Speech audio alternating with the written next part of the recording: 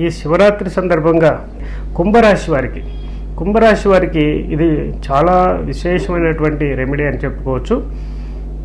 ఎంత అద్భుతమైన రెమెడీ అంటే విశేషంగా ఈ యొక్క మాకే చాలా ఒక అద్భుతమైన జరిగిందనమాట.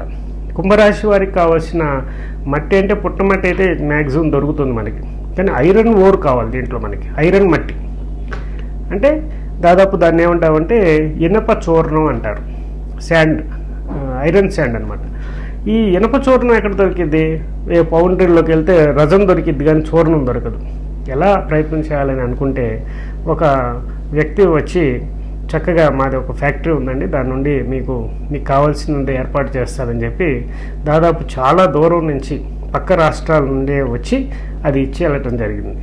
అంటే ఎంత అద్భుతం చూడండి. ఒక సంకల్ప బలం, నేను ఇది ఎలా అందించాలి భక్తులకి అని ఆలోచించే తరుణంలోనే అతను రావడం, మాకే ఓ ఫ్యాక్టరీ ఉందండి, దాని నుండి మీకు అది ఇస్తానండి అని చెప్పి అతను పెద్ద బాక్స్ పంపించడం జరిగింది మాకు.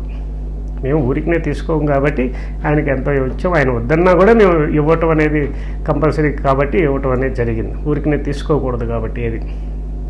ఆ విధంగా మనకి ఒక అద్భుతమైనటువంటి రెమెడీగా ఇది తెలుసుకోవచ్చు. ఈ పుట్టమట్టిలో ఈ ఐరన్ ఓర్ మట్టిని కూడా కలిపేసి కొద్దిగా నువ్వుల నూనె కూడా వేసి ఒక శివలింగాన్ని తయారు చేయండి. ఈ శివలింగాన్ని తయారు చేసి 22 రోజులు చక్కగా అభిషేకం చేయండి.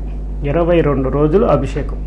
ఈ 22 రోజులు అభిషేకం చేయటం వల్ల విశేషమైనటువంటి ఫలితాలు వస్తాయి. శత్రువులు అనేవాళ్ళు అదృశ్యమైపోతారు. ఇంకా మనల్ని ఇబ్బంది పెడుతున్నారా అనుకుంటే వాళ్ళందరూ మీ దగ్గరకు వచ్చేదానికి కూడా ఆలోచించే స్థితి వాళ్ళకు ఉండకుండా అయిపోతుంది అన్నమాట. అంటే శత్రు పీడ అనేది తొలగిపోతుంది. అలాగే మీకు ఆకస్మిక ధనయోగాలు, ఎప్పటి నుంచో రావాల్సిన ఆస్తులు వాళ్ళు తిరిగి రావటం, చేజెక్కించుకోవడం, బంగారం కూడా వెళ్ళిపోయింది, తాకట్లో ఉంది, అది కూడా రావటం వెనక్కి. ఇలా ఎన్నో ఫలితాలు కుంభరాశి వారు మీకున్నటువంటి జాతీయ చక్రం పరిశీలించి నేను పరిశోధనాత్మకంగా ఇచ్చిన ఈ రెమెడీలు మీరు చేసి చూడండి, చాలా మంచి ఫలితాలు వచ్చే అవకాశం ఉంటుంది.